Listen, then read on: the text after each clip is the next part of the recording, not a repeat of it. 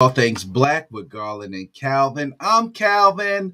That is my guy, Garland. And as we do every week, we're here to discuss This Is Us, the latest episode, and also the season finale of Snowfall, which happened yesterday. And that's the season finale of season 5. But before we get started, how things going, Garland? We don't talk about Bruno. We don't talk about Bruno. No. So I haven't seen that yet. Is that in Canto? And what is it called? Yeah, Encanto. It's pretty good.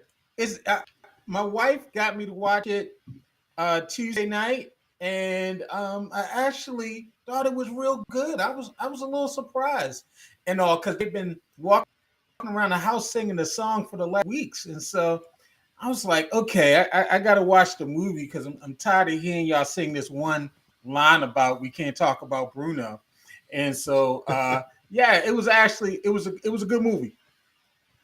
It's a cartoon, a Disney cartoon with people of color, right?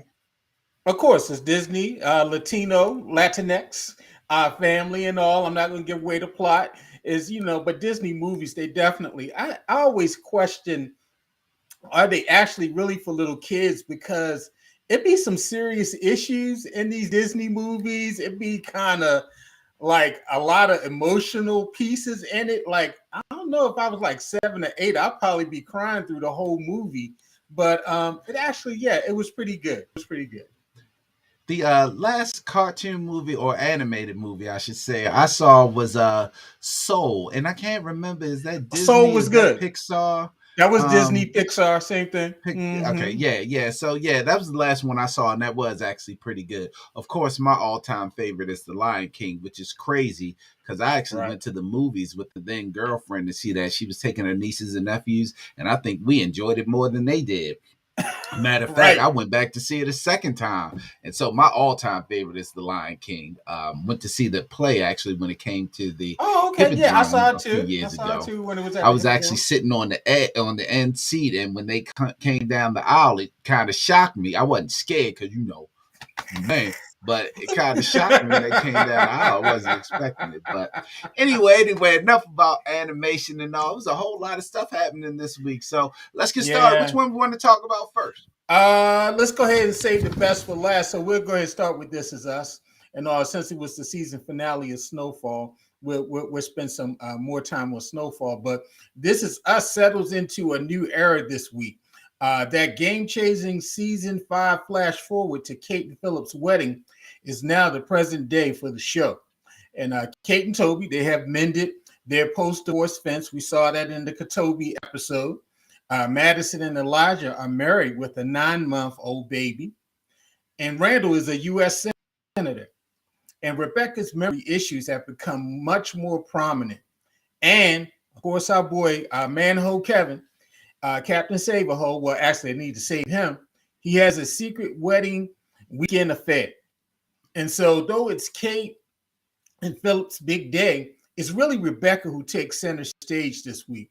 Back in the 1980s, as we go back to the flashbacks, Rebecca tries to cope with losing her identity to the repetitive theme of being a stay-at-home mom by making the classic mistake of an impulsive haircut, excuse me. In the present, meanwhile, she's grappling with increased memory issues, especially as the wedding shakes up her routine.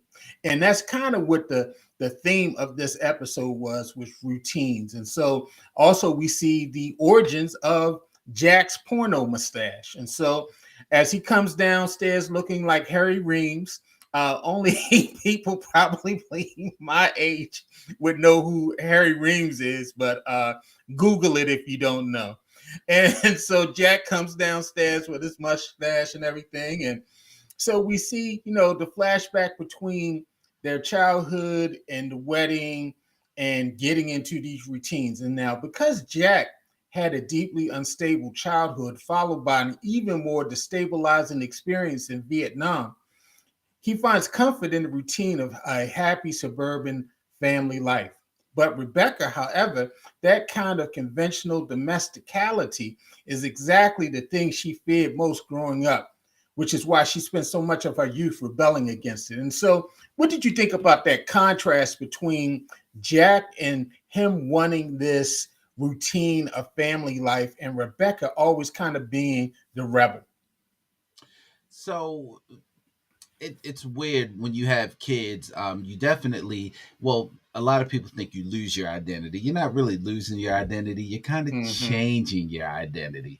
You know, so it's definitely real. And with her being the primary caregiver of the kids, like what were they calling her, a pound of ham, and Right. she just wants something different. She's in a routine, but she even admitted that she likes the routine. People willingly accept that change of identity. When I was born, I became little Calvin. So eventually, my father had to Mm-hmm. be Big Calvin. When Right. my son was born, I became Big Calvin. My son's Little Calvin. So your identity changes. So it's definitely real. And again, she admitted that she enjoyed the routine. I think at the moment she started recognizing some things, and for a quick flash she was just like, Mm-hmm. wow, I need to change. But even within that, kids will always humble you. I mean, they told her she looked like He-Man. Right. He came in, she looked like Peter Pan. Kevin came in with the little ladle, like Captain Hook. Look, I mean, kids will humble you. Kids will remind you that, Right. yeah, your identity has changed forever, mom. It changed forever. So she just something she had to deal with. But again, she admitted that she loved it. So we just move on from there. Bro, I be looking at some old pictures of me, and I remember when I just used to rock the mustache. When I was in college, I did not have the goatee.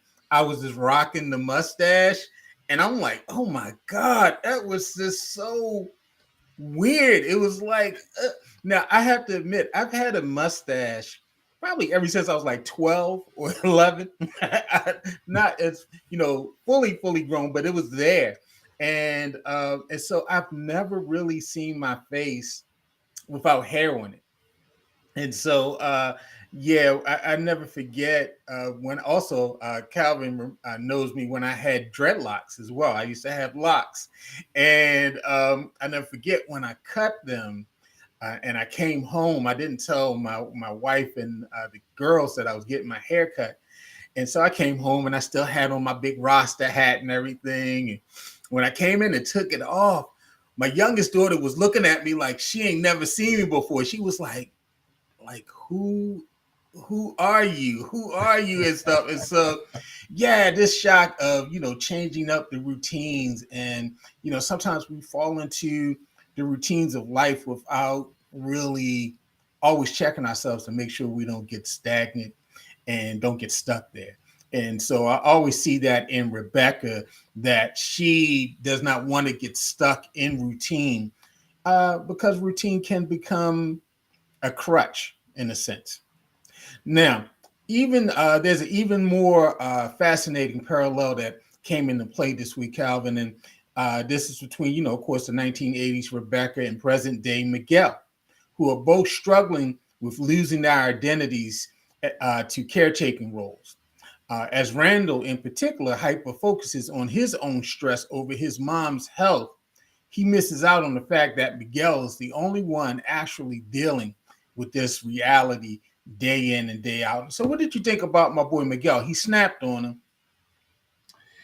So you know how I feel about Miguel. Everyone knows how I feel about Miguel. But the one thing that, when his hand was shaking and Randall figured out that he was sick too, he was ailing, starting to ail in his health. Right. He said it was high blood pressure and all. I literally said, well, damn, I don't like him, but I don't want him to die either. Like, you know what I mean? Like, come on. I just wanted him to leave Rebecca alone. Like, he ain't gotta go. Like, Right. So I actually felt bad for Miguel. But Miguel had a great point. Like, he is the caregiver right now. Mm-hmm. So he wanted a moment where she could be around her family and he could just enjoy some wine and have adult conversation without any type of ailments or any type of um, let's say non-remembrance. I can't think of a word to say, but any type of disease where he can just have a conversation with someone. That's what he was looking for from Randall, and Randall wasn't giving it to him. And of course, Randall is thinking about his mom, but Miguel needs some consideration, and he needs to be applauded. But his applause, he wanted just to spend some time with Randall and drink some wine and forget about everything else for just that little moment. And of course, Randall, being the guy that he is, never even thought about it. So I actually felt bad for Miguel a little bit. What? Oh my God. For our two people or one people out there, Calvin actually felt bad for Miguel. Oh my God, I can't I believe did. it. I did. I felt bad for I Miguel. can't believe it. And we've talked about this a lot about, taking care of people who are aging. I know on my side, you're an only child. And so a lot of times you're probably carrying a lot more burden, you and probably your wife, than, you could share with a sibling. And I'm fortunate enough, I have an older sibling and we're able to share some of those responsibilities. My wife is dealing with the same thing. Somebody said you're soft. What said you soft, Calvin? Anyway, um, and my wife has a brother, and they kind of share some of the responsibilities. I think one of the most devastating things when you're caring for a parent is constantly dealing with that memory loss, constantly answering the same questions, constantly saying, "Oh, you already told me that," or hearing the same story over time and time again, and them forgetting things. Um, I think of my mother-in-law, and she now thinks sometimes she thinks my wife is her sister, or my brother-in-law is her son or her brother. I mean, not her son, or it's her brother or something like that. Or my mom, she'll tell me something once, and then 5 minutes later, she's telling me the same thing, or she forgot totally what we talked about. And those things can really weigh you down. And that's why, you really need a respite. You really need someone to kind of help you carry that burden so you're not losing your sense of self. I know that we saw Rebecca in several episodes ago talking about them, telling them to go be courageous, go live their lives and everything. And you want to, but a lot of times it's difficult when you see your parent heading in that direction. And so, yeah, it's different also from a male caretaker perspective. A lot of times we don't see that. Most of the times when we see a caretaker's perspective, is usually from a female perspective. It's a whole different thing as a son to have to bathe your parent or feed your parent or dress your parent and do those particular things. And so yeah, I thought it was a nice, realistic representation of what it is to deal with someone who, not only have their challenges, but also you have your challenges as well, and you needing that balance to keep yourself sane. Mm-hmm. Yeah. Um, who do you think that Kevin slept with over the weekend? I think it's the wedding singer. Okay. Let me back up. Let me back up. I think it's a combination of the wedding singer and Sophie. I think he Ooh, touched. He may have touched all three of them. he might It's have. really hard. It's really hard to say. It's really hard. At first, I thought it was Sophie, definitely. Um, then I thought it was the wedding singer. Then I thought it was Sophie again. I never thought it was the other girl. I just never thought it was her. But it's hard to say. You know what? I don't know. I have no idea. Who do you think he slept with?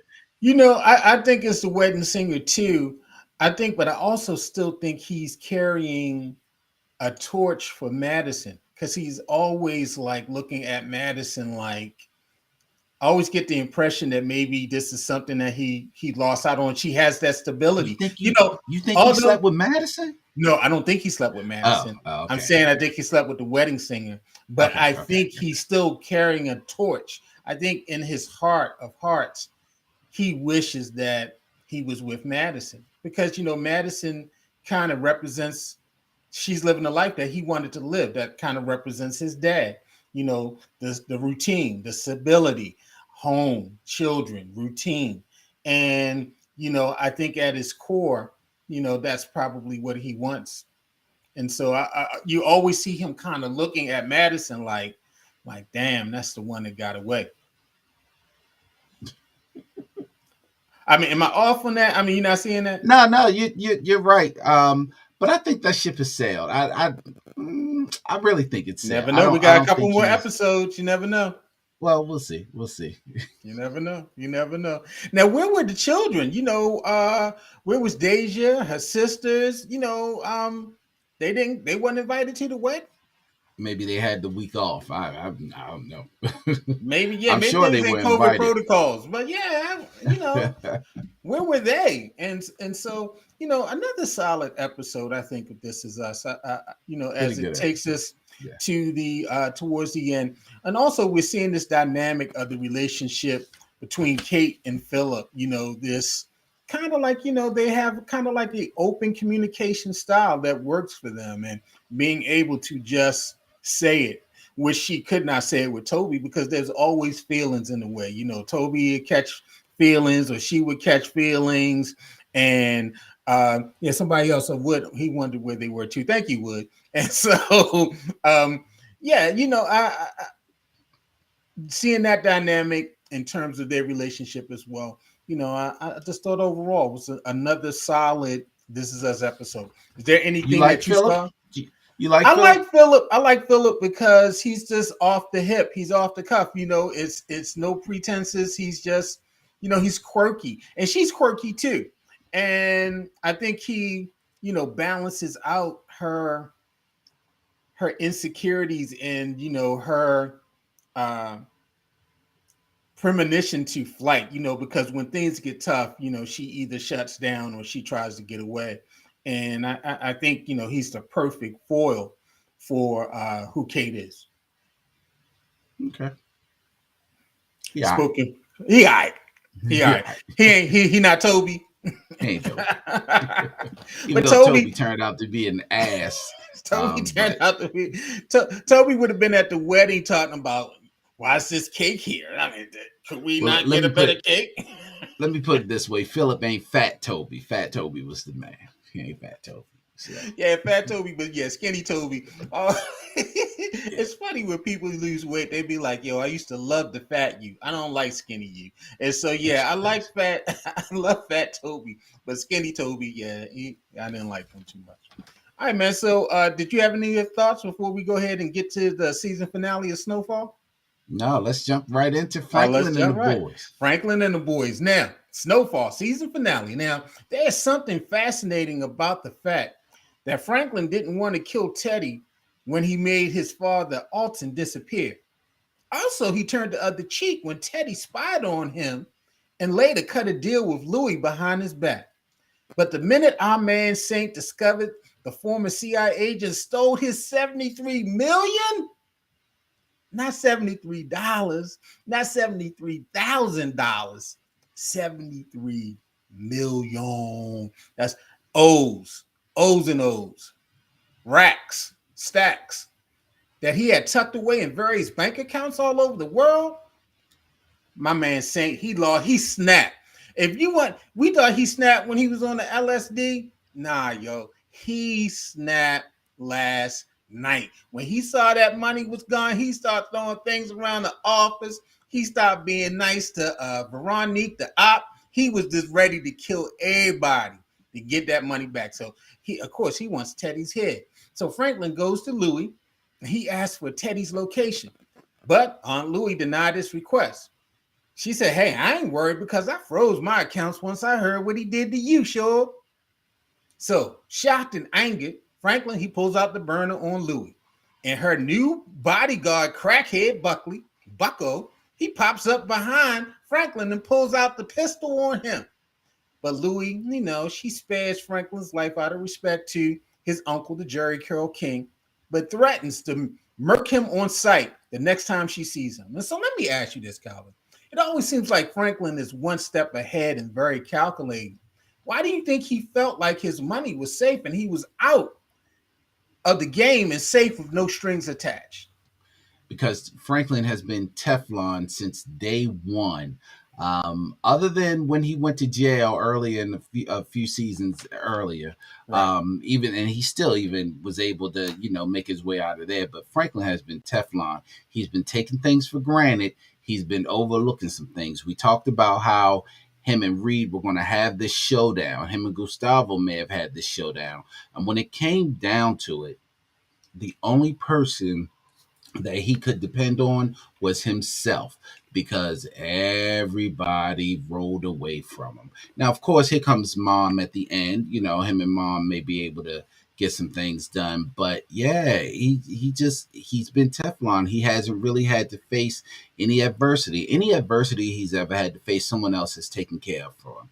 Now he got to grow his own balls. He's got to handle it. It's more than just yelling or more than just killing your homeboy, accidentally shooting them and all. Yeah. Franklin, this is Yeah. the real life. This is It's the the real real world. life. It's real. I like when I think of Franklin, I guess there's two sides of Franklin. There's the calm dude who's kind of always on top, and then there's this dude that when the pressure gets on him, he goes crazy, he snaps. And so, it was a little unsettling seeing that side of Franklin because he's always in control. He's always thought out a couple steps ahead. And to think that he could just go and say, Reed, I'm out, and then, go home, get a little morning cooch from the op, and, then go to work. And all of a sudden he like, oh, my money gone. Like, yo, you didn't really think this one out. You kind of acted off your emotions, which Franklin doesn't act off his emotions. When Franklin usually makes a decision, it's well thought out. It's very calculated. Now, although the money was gone, he was able to realize, okay, yeah, Reed got me. He stuck me for my paper. But, Franklin, he's on a warpath. And so he goes out and he gets, your two favorite hooker hitmen, Black Diamond and Dallas. And he makes a run on Jerome and Louis' stash spot, scooping up the money and the product. Now, but the final and most diabolical step, Franklin code for this one. He goes by the hospital. Now, this was the scene. He go by the hospital to personally tell Kane, Louis did this. And then bounced. Yo, I was like, damn, it was Louis. I'm like, he snitched out and just like, yeah, I know things look a little crazy right now, but it was that bitch Louis. You ain't hear from me, but it was that bitch Louis. And then just turned and bounced out like, wow, what did you think about your boy snitching? He put Louis out there. Well, is it really snitching when Louis told you the next time I see you, I'm gonna kill you? Is it really snitching? Yeah. Is It's it not really snitching. It's not snitching? snitching. Or He just put it on Front Street. yeah, it's playing the hand that you dealt. You know what I mean? Once you tell somebody the next time I see you, I'm gonna kill you, unless you moving away, you got to deal with it. You know what I mean? He got to Right. deal with it. Like he's got to deal with that. He has no plans in moving away, so he's got to Right. deal with that. And what better way to deal with it than to have her at war with someone else that can kill her? Especially that Kane's gonna have the drop on her because she doesn't know that he knows. So we'll see what happens Mm-hmm. next season. But hey, but just like Jerome told her, or I'm sorry, just like he told her last week, you wanted to be up front. You in front now. Like you the one, just like Reed told him. I told you to keep your money hidden. I told you to do all this and all that. Now, now look what happened to you, even though we know Reed did it. But yeah, what comes with the pain comes with the glory. Like now, Louis ready for it. Louis prepared for it. I'm sure of that. She seems like she has things ready and they can handle it. But she's got to handle it. That's the thing. And she did it, and she knew it was going to eventually come back to her. Like I'm sure she didn't think this was going to be her secret forever. I think she knew it was going to come back to her eventually. It's crazy. This kind of reminds me of like when on The Wire, when Marlowe was introduced into season 3 and he was going up against the Barksdale crew and how the the Barksdales are kind of just got a little lazy in the game. But Marlo was forward thinking, and that's how I think of Louis. Louis is kind of like, hey, I know I ain't gonna show up and meet with you without Bucky handling my, getting my back and whatnot. I got him on payroll. He strung out on the crack. I done already set up the distro with Reed and all, and so I'm making the moves, and I'm making the right moves that Franklin, you wasn't making. If you would have opened up and saw that you should have been taking care of family, then maybe we wouldn't be in this position. And so, thank God for Uncle Jerome. Thank God for his Jerry curl, but it did save Franklin's life. But my man Frank, come next season, I want to see what happened because he definitely hit him with the what's that bitch Louis. He ain't saved bitch Louis, but I'm putting the bitch in there. That bitch I mean, Louis. it's going to almost be like a civil war next season because sides got to be chosen because Jerome, you think he's going to choose Louis, of course, but then who is Sissy choosing? Sissy can't go with her brother. She's going to have to go Right, with Franklin. You know what I mean? This is right. going to be civil war. Next season should be actually really good. It's gonna be Just to crazy. see how this plays out. And we've known that this battle between Louis Jerome versus Franklin was going to eventually come up. They've been talking about doing their own thing. They finally stepped out and did it. And this conflict just seemed rising. It all fell into where it should have fallen into. And we'll see what happens. But yeah, this was inevitable. Definitely Yeah. inevitable. Now to bring up Sissy, our boy Franklin later, he's back at the office, plotting his next move. When Ma Duke, Sissy, she comes in. She knows her baby has hit Jerome and Louis' stash, and she wants to know what the next step is. And, Franklin, he gives her a nice little speech like, "Look, Ma, you did a good job raising me. You know, um, this ain't on you. This on me." And then Mom's hit him with, "Well, look, by the way, I'm working with the KGB, so maybe they could help you." My boy was like, "Whoop, whoop, the KGB? Okay, Ma, we're gonna have to burn this down to the ground." She's like, "Yeah, baby." So yeah, is Franklin about to become a double agent? He's gonna be selling drugs for the KGB and the United States government. If working with the KGB ain't the most FX shit ever, like, first of all, They I didn't jump thought the the shark dude hard on this one.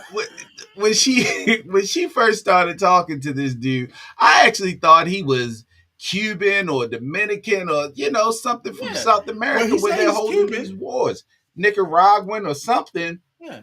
This nigga's KGB. His father was Russian and he was stationed in Cuba, and he got his abuela. he got his mother pregnant. I know The abuela is probably not KGB mother, is but that is and then he the took her back to most. Russia and was raised in Russia. Again, this is the most FX shit ever. But hey, You can't make whatever, this up. whatever. I mean, it makes for excellent TV. Yeah, Franklin's going to do whatever it takes to bring Reed down and to get his money back. I think he knows he's not getting this money back, but he's going to do whatever it takes to bring Reed down. And if that means working with the KGB, he's going to work with the KGB. He's going to do whatever it takes to bring Reed down. Yeah, yeah. And so I want to see how this, like you said, it leaves a lot of open-ended things. A couple other open-ended things we see. Reed, he set up our boy Oso. And so, Franklin tried to get Oso, like, look, come, we can get Reed together. Let's get him. No, I got to watch out for my family. Oso, he goes to his stash. He's ready to bounce out and Black Cop pulls him over. And so it's like, wow, why he do his boy Oso like that? And so we got what's going to go on with Oso, Ruben, the KGB officer from Cuba. He kills Avi and he kidnaps Reed's girlfriend, Marissa. So that's kind of open ended as well. We saw our boy Reed. He had to kind of go back, like, there's been a little bit of change in plan, so um, that 73 million I wanted to go ahead and give to y'all, I might need to hold on to that. And then, of course, my boy Leon and Wanda, they off to Africa. They gone. Yeah. Hey man, only on Snowfall, bro. This almost getting like the shot. Leon. First of all, before Leon leaves, let's talk about this.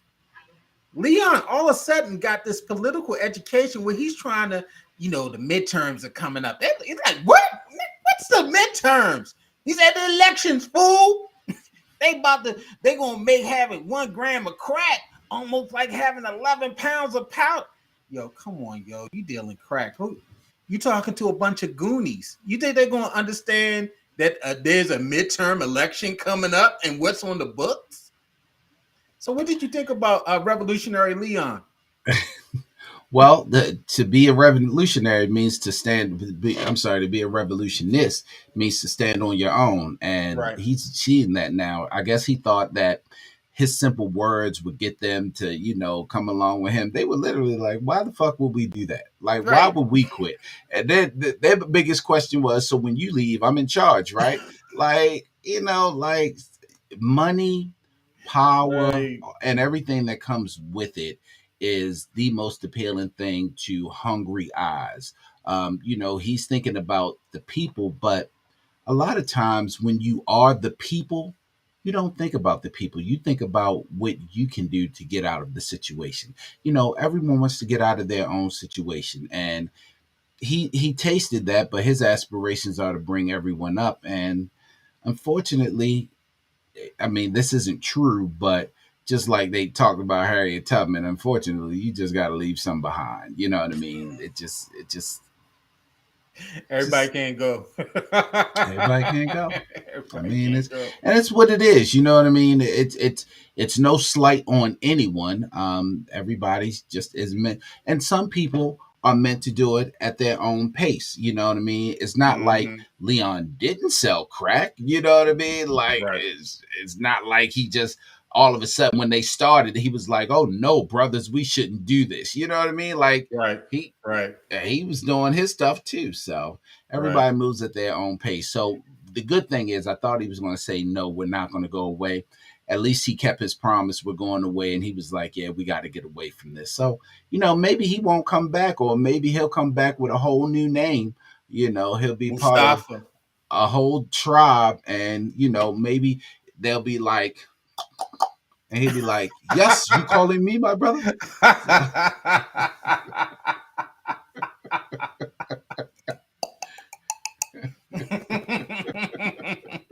He come back with a key Swahili name and whatnot. exactly.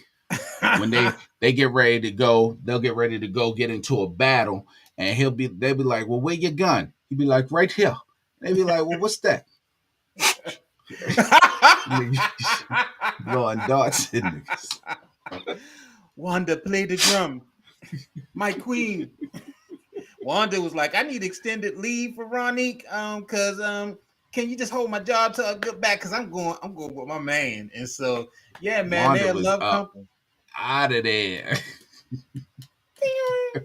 Wanda then got clean, and now she on her way to Africa. About to, Good for you know, her. Good for yeah, her. I'm down for her. Now, the most intriguing thing that happened, Calvin, at the end was your girl, Veronique. She's on the phone talking to somebody, talking about I need your help.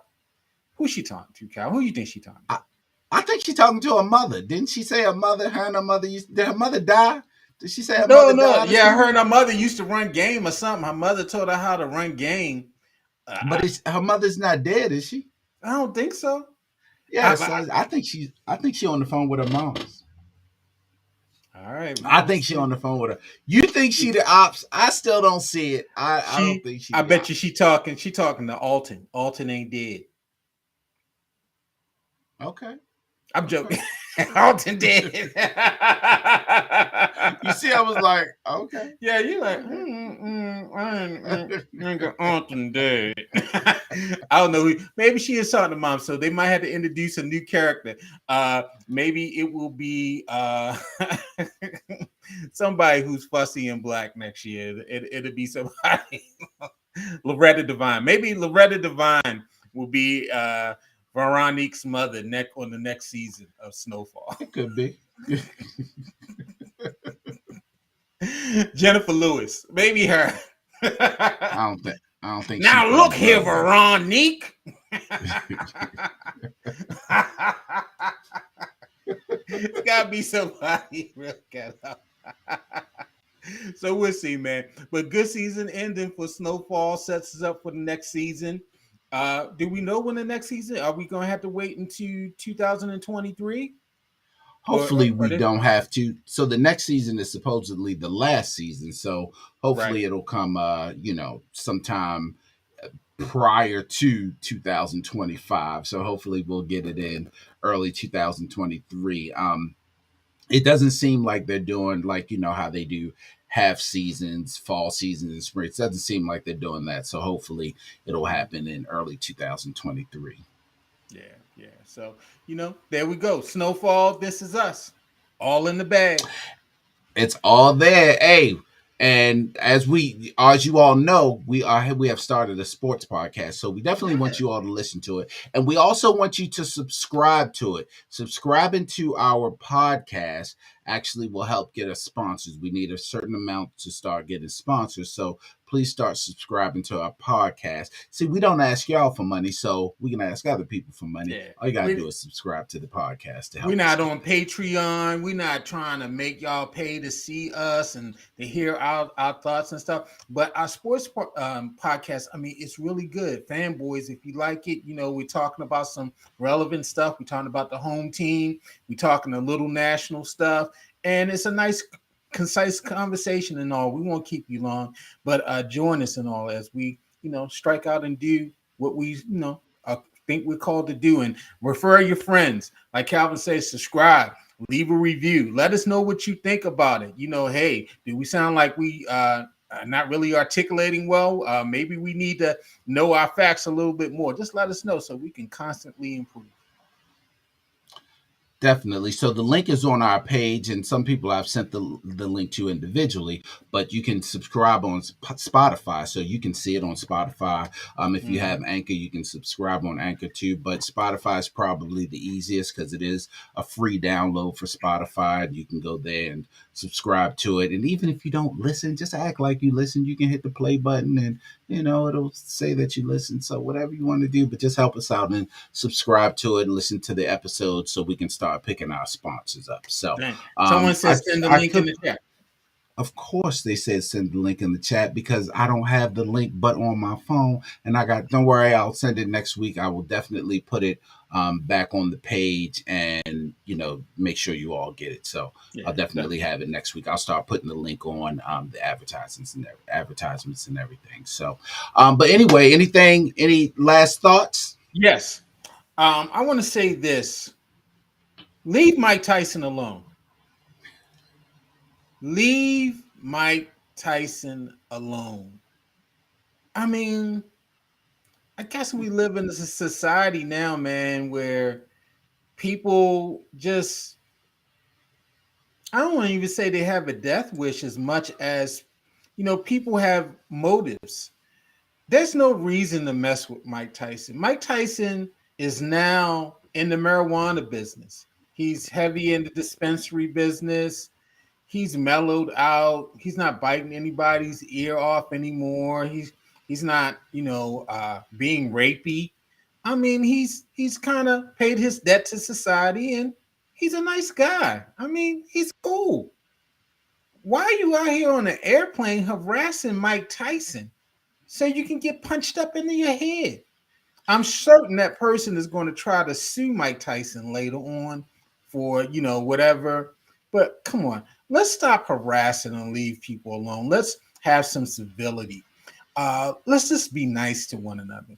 And then the final thing, Calvin, because I got two things I'm thinking about. Yesterday, I posted something on my Facebook about people and celebrating 420. Yesterday was 420, and that's the day for marijuana smokers. If you support marijuana usage and laws to make marijuana legal, it was your day. And a lot of people took to the Twitter and to their IG stories and to their Facebook reels, puffing up.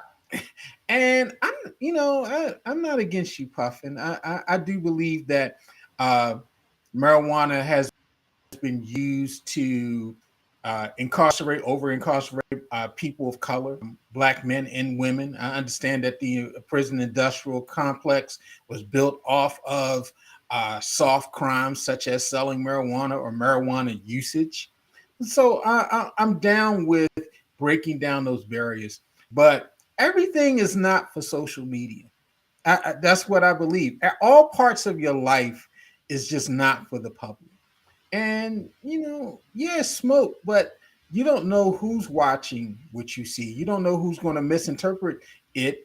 And especially us as people of color, we don't get that grace and those chances like the people of the fairer skin do, because white is a construct.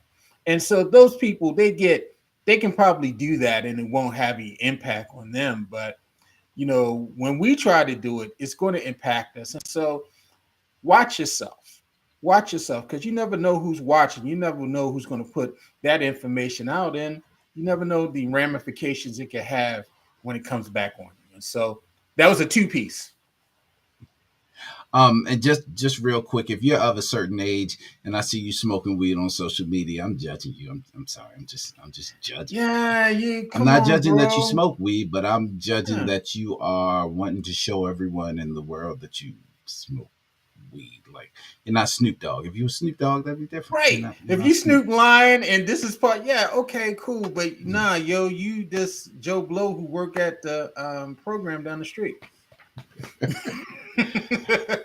Hey man, real quick, they always say when it's your time, you can't help it. When it's your time to go, it's your time to go. No one knows that it's your time to go. Also, the reverse is true. When it's not your time to go, it's not your time to go. I don't know if you've seen this video about this lady passing out in the subway station as the train is coming, and No. she literally falls in between two subway cars as they're rolling, and she gets thrown down at the bottom of the subway. I thought it was a snuff video. Oh my God. She Is this in New survived. York? I think it was New York. I'm gonna put the video on the page when we finish this. She survived. She survived. They pulled her out and just put her in a wheelchair. She survived. When you see the video, you are just like, oh, she's dead. Like she dead. She Wow. survived. The train is rolling and she falls in between. She passes out and falls in between the cars and then falls under where she disappears. I don't know how she survives this. When it's not your time, it's not your time. Hey, I bet she will live life to the fullest from now on. I don't know why she passed out. Maybe she had a medical episode or something. I'm not sure what was going on. But I'm going to Wow. post this video. I'm going to post it on the All Things Black Facebook page. And when you all see it, you're going to be like, wait, what? Like, I can't believe she survived. I literally thought it was one of them where you had to click on I want to see it because they wouldn't show because of graphic content. Right, So right, of right. course I thought she died. Then in the next scene, they're literally picking her up and putting her in the wheelchair. Wow, that's crazy. Not a stretcher. Not a stretcher with an IV. They just putting her in a Right. wheelchair and rolling her off. She That's literally crazy. survived this. So, but anyway, that's my little thing. If when it's your time, it's your time. But when it's not your time, it's not your time. So, but All thank right. you all for joining us. Don't forget to subscribe to our podcast and watch it. We'll record another one Saturday morning, Garland. Yes. Do another one Saturday morning and release it Saturday evening. I did release it last Saturday, but because I'm new to that whole thing, I released something that wasn't even on there. Then I had to go back and do it, but I should be able to get it right this time. But we will be back next week. Snowfall is over, so we'll be back next Wednesday where we'll talk about This Is Us, the next episode of This Is Us. Yeah. Also, The Shy's coming out. I'm sure we want to do that. I also want to do P Valley. We're talking about the Pank. What do you think, Garland? You been watching P Valley when it came out the first season? I did not, but I can catch up on the stick, and so we'll see what's up. Gotta catch up because the Pank is where it is. Down in the valley where the girls get naked. Anyway, this I don't is have all nothing against things. pink. Pink is good. This is all things black with Garland and Calvin. I'm Calvin. That's my guy, Garland. Thank you all for joining us. You'll hear from us Saturday in the podcast, and we will see you next Wednesday. Have a good evening, everyone. Stay safe. Leave Tyson. All right, Leave. Garland. All right, Calvin. Leave Tyson. Mike Tyson alone. All right.